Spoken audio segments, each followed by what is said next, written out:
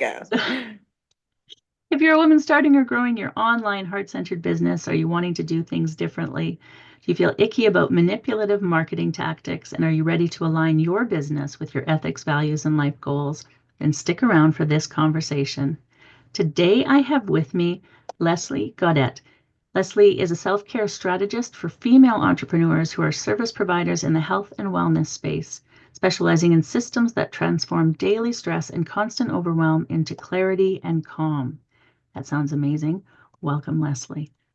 Thank you so much for having me, Larissa. I'm happy to be here. Well, I am happy to have you. It sounds like we have, something in common with, wanting to help women and just like all the, let's breathe for a moment. Let's breathe, those. So, Oh, yeah.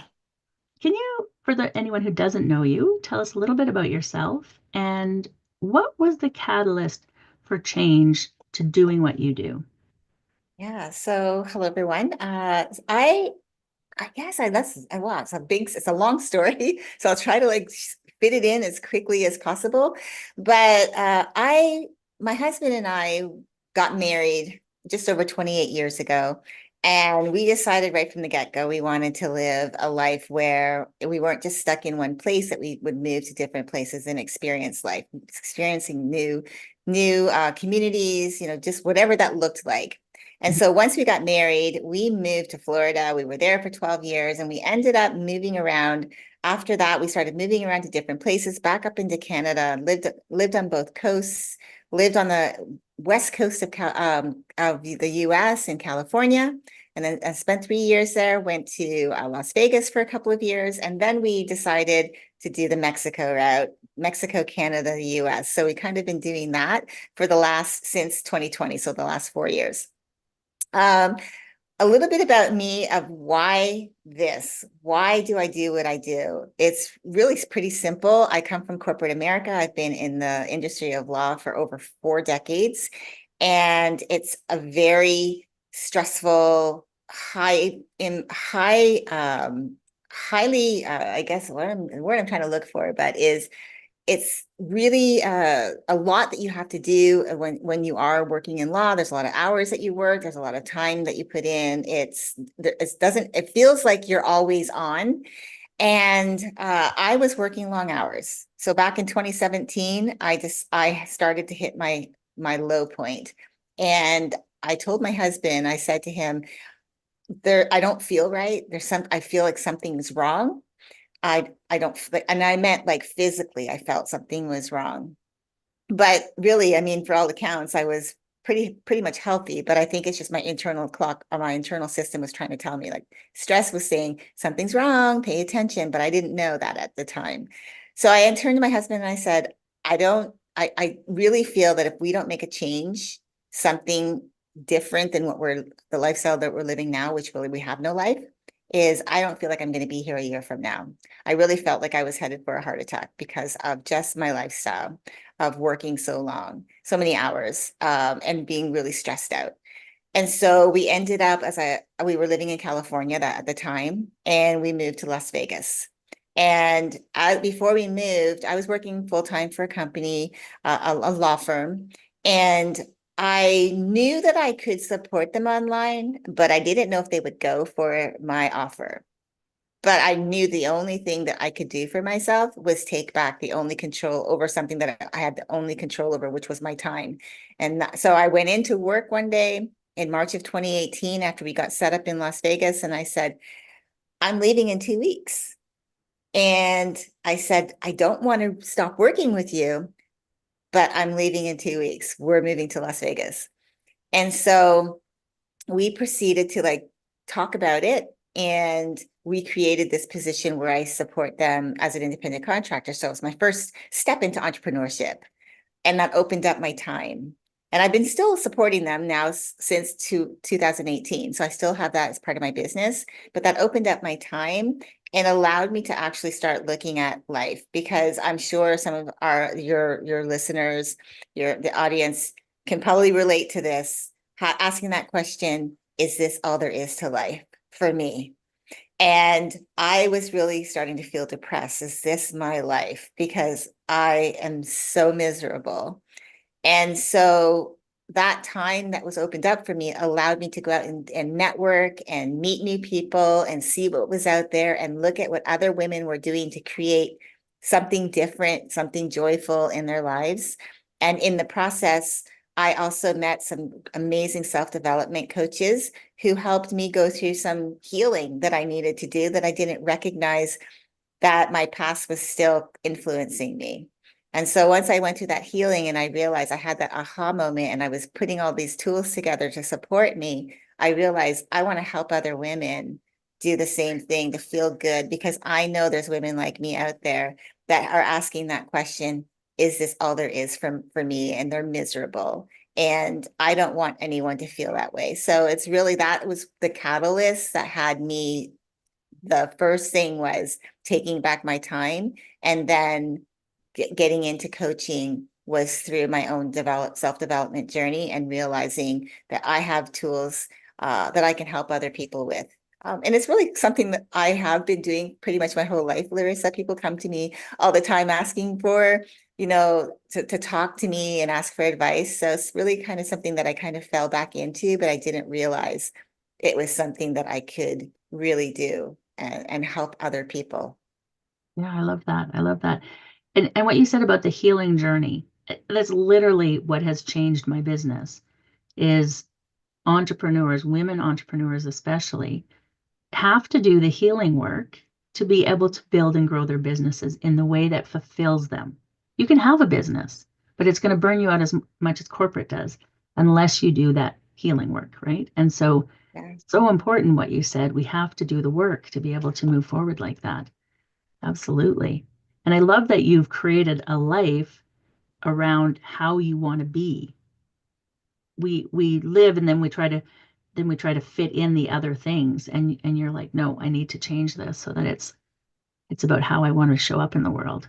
Yeah, I love that. I love that. Well, Yeah. my life was revolving around my job. So I Mm, had no life. And I had to take back that part of it so that I could have joy. And also, I'm still married now, as I said, over 28 years, almost 29 years. But our relationship was suffering because of it at the time, because I just was miserable. I wasn't fun to be around. And it's no fault to him, but I needed to really take care of me. And I didn't know that until I actually had the time to do it. yeah. Yeah, absolutely. And if you were to say something to women who are like stuck in that job and they are miserable and like, what is that? We know we're miserable. We can see that. But what is that one piece of advice you would tell to be able to take the step? What is that? Do you have something for them? Yeah, I one of the things I think people often feel, and this is I think why people get really, really stressed, is they want to step into entrepreneurship or they want to have their own business, but they have a corporate job. And I feel like you can have both. I really truly do. If as long as it's something that you truly love. But I think part of the reason why people say that they don't love their job or they hate their job is because they're actually really not happy. They're not happy about life in general. And so I would say take a look at look at the inner person because what you are reflecting out to the world is how you feel inside. So if you're not happy, of course you're going to say it's I hate my job. My job is the reason why I'm so unhappy. When really it could be, in the beginning you took that job because it could be that you're really good at what you do. You loved it in the very beginning, but just life started to show up in ways and things started compounding over time. And instead of you dealing with that, you allowed that to kind of be like that heavy weight on you. And so you shift the blame to the external as being the reason why you're unhappy. When really it's really a lot of the time, just in my own experience and talking with other women and women I worked with, that it is the internal. So I feel like when you do the internal work and you heal yourself, because there's things from our past that are influencing us, we just don't realize it. Even if we feel that we've dealt with it, there's still parts of it that can be influencing us. And if we can look at it as like, oh, that's just part of my journey. It doesn't define me. And I can use this actually to fuel me now and for me to step into the future that I want. And so my first thing is really look within, because there's usually it's not the external that's the problem, it's what you're feeling and thinking that's causing you to think that it's the external. Mhm. I always come back to Nelson Mandela in the prison for however 30 years that he was there. And it was the mindset, right? Like you could Mhm. say that that was like, you know, life is horrible, and he didn't see it that way. It was a similar thing, right? That mindset of where we're at. And when we can change how we see something, we can then also decide where we want to make changes. And if we can't see clearly, we can't decide that. We can't decide that at all. As you were talking, and I was thinking about you taking a, going online, and so becoming a contractor, which is a really valid way to stay in a job and leave a job at the same time. And I don't think people explore that enough. And what about even just cutting back your hours? And everybody says, oh, but the money. Okay, well, don't take the raise this year. Just cut back your hours and get the same amount of money or something. There's ways that we can work through what we need, but we have to be willing to look. And we often get stuck not even willing to look. I don't want to get into how to answer all those questions for everyone, but what would be the things that we may want to look at in our own selves to be able to make change? What are thoughts on that? Yeah. So like you were saying, it does come back to the mindset, but I always look for clues in the past. I believe everything that we need to know is there. Sometimes it's really scary to look back, and I can understand that because there you could have a lot of trauma. I do have a lot of trauma from my past, but my trauma, I don't look at it now as something that can hold me back anymore. I look at it as something that helps me, that fuels me, that helps me to help other people as well. I think it's really about taking the time to really look at how, like getting to know yourself. That's where I start with my clients, is really getting them to do a deeper dive into the person that they were, and to, to see how, what their life was like, to show them, the things that they went through that can remind them of how they stepped into the person that they're being today. Another thing too is I think is really important as well, which we don't ask ourselves this enough, I think, is because we're afraid maybe that we're not going to, we might be a people pleaser as an example, and we're afraid to say no to things, that we end up doing things or putting ourselves in situations that don't really serve us. And we end up being resentful. We end up, you know, looking again to the external as being the problem. And so I have three questions I feel like are really important to note, is whenever you're doing something, whatever it is ask yourself, like especially on a day, you like you have a day, there's something that you want to do, or there's something that's happening. It's like, what do I need? How do I feel? And is it for my greater good? Those questions will never steer you wrong, because you'll start getting into your understanding, like how, understanding yourself.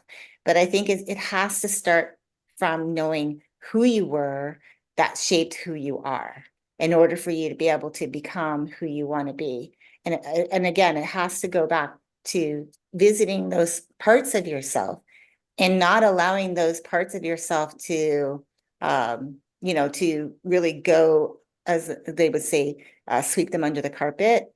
Because, I had a lot of trauma that I felt that I said, oh, well, that's, that was then. I've already dealt with that. I'm an older person now, and it's not really affecting me. But when I did go through an actual healing transformation, it was like, oh my gosh, I cannot believe how much that was really holding me back and keeping me stuck from actually living the life that I want, that was having me, blame the external, including other people, for my circumstances, rather than just taking responsibility, that even though something happened to me, I can take the responsibility to flip how it um, flip how it influences me and my things that I do. So yeah, I guess in the answer to your question, it's really, you have to know who you were, that who shaped who you are, in order to step into who you want to become. That is really important. And that means taking a deep dive, whether that's, finding questions online, I always suggest you really do it with somebody because they're going to ask you more questions, maybe more probing questions. And why I love coaching so much. I get coached and I love coaching because it opens me up to questions that I might not have asked myself, but the other person does. So helping you go through that process, finding someone to go through that with you, I think would be really powerful to help you. Then you can actually start moving forward and figuring things out, like for whatever you want to do with your life. Yeah, I love that. I love that. And I absolutely agree. As a coach myself, I also have coaches, right? Because we are constantly expanding, constantly growing. And that's one of the wonderful things about this space that has been opened up with coaching is that not that all coaches are created equal. However, they will push you to look a little bit further, right? And it's not so much always looking back. I'm also a huge proponent of therapy. I love the two together because they're two very different things. I find therapy tends to move backwards and coaching tends to move forwards. And sometimes you need both. Coaching allows you to expand on and grow into who you truly want to be, right? By looking at all different aspects of it. And so I think that's vitally important. And so who is your ideal client? Who are the women that are coming to you for help? Yeah, so typically the women are women who are, whether they are in relationships and they feel like the relationship is the reason why they're unhappy, or they're unhappy at work, and or they are starting a business, or they have a business and they're not happy with how everything is going. They're looking again to the external. And the one thing I hear over and over is, I just want to feel good. I just want to feel good about myself. I want to feel good about my life. And so we go deeper. We start unpacking all of those things. What does feeling good about your life even mean? Because one of the questions, and I take them through these processes, but I think one of the questions that I find is the hardest to respond to for anyone is, what do you want? Because it's so easy. The first thing that will come to your mind is, well, I don't want this and I don't want that. I don't want to end up like that. You find all of the negative things that you don't want, but it's really hard to actually pinpoint what it is that you do want. And so when I've talked to women, the women that I've worked with, and they say, well, I know I don't want to do this, or I know I don't want this to happen, or I know I don't want that for my life. But I said, well, but what is it that you really want? Like, and so, there's a lot of things that we do to get to that. But I think that's the hardest thing. And so for them wanting to feel really good about themselves, it really does, again, to go back to doing the exercise where I begin. Like I always start with mindset and emotional awareness with my clients, is doing the deep dive, where you were, who you were, your life, how you got to where you're at is going to have the clues.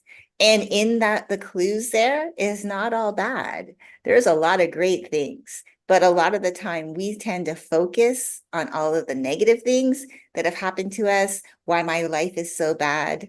And I used to be like that as well. But now I can look back and think of all of these things that I've done, all of these great goals that I achieved, the milestones that I achieved, and say, oh, wow, that all happened with all of the muck as well.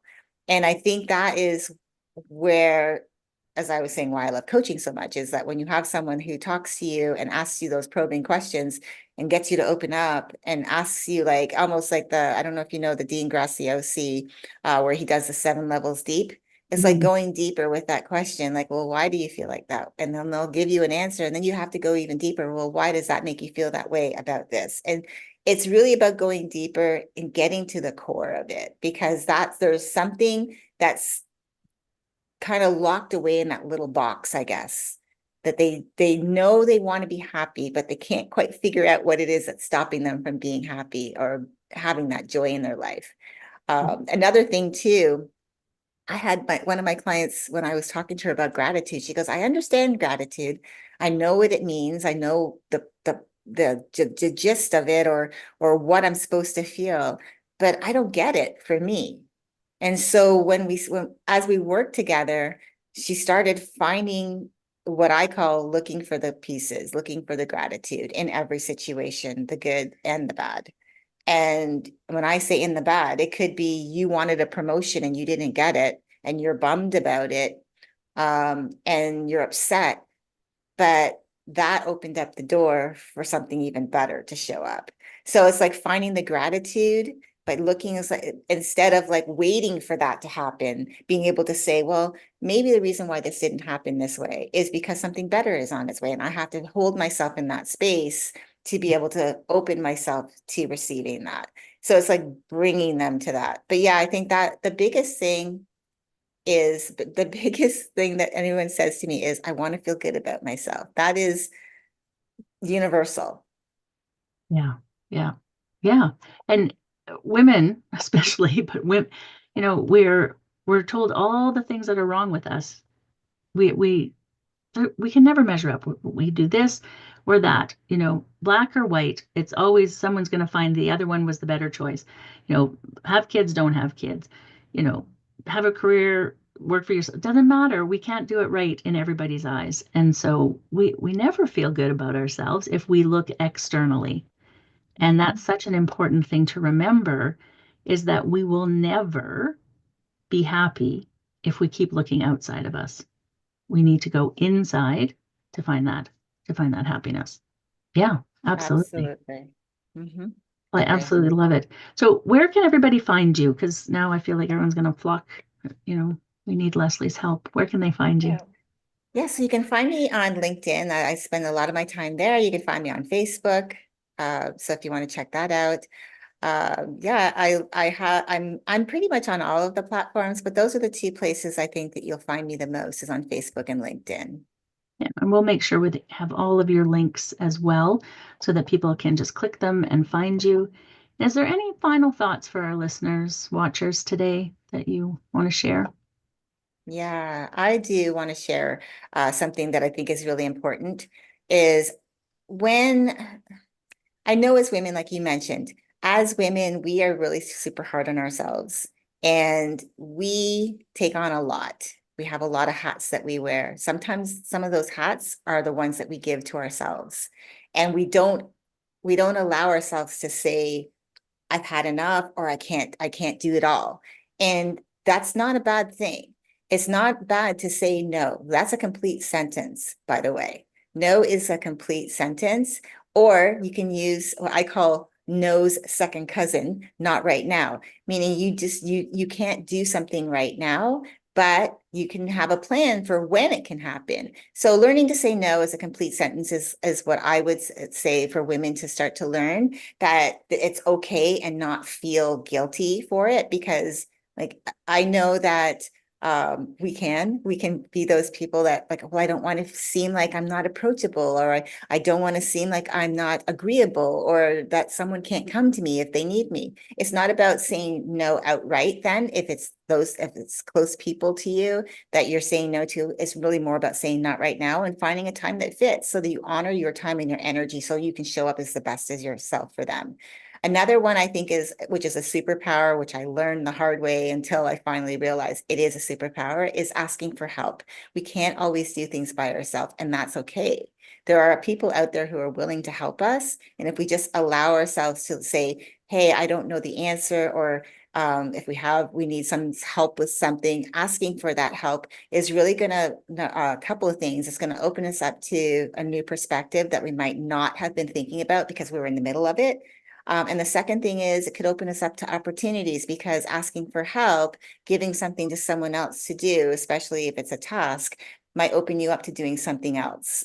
The third one is taking mental breaks daily. I think it's so important, not just a break here and there, but actually taking breaks to recharge your energy, allowing yourself to get away from it so that you don't feel like you're burning out because it can be super easy to do that, especially if you are a business owner and you don't know how to really structure your day. And so you're just going at it like 10-hour, 12-hour days without a break. That's going to catch up to you. I promise you. I know that from experience and from the women that I've talked to who've experienced it. And then the next one is having a hard stop at the end of your day, I think is really important.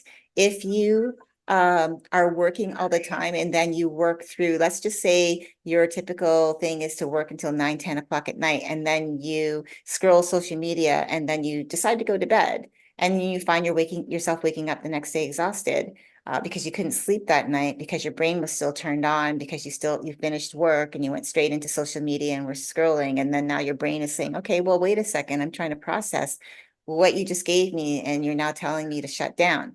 That is that monkey mind, right? So taking that time to have a hard stop allows you to unwind so that when you go to bed, you're not having all of this stuff to process and you're allowing yourself to have that good night's sleep, because we know that rest is important in order for us to, have the energy. And then most importantly, which I think is important, and I encourage anyone to do this, put self-care on your calendar first, before your meetings, before anything. It should be considered, you should consider yourself a very important person, because you are. Taking care of yourself is really important, because when you do, you show up as the best of yourself in the things that you do and the people that you're around. So those are my tips for the audience. No, I love that. I love that.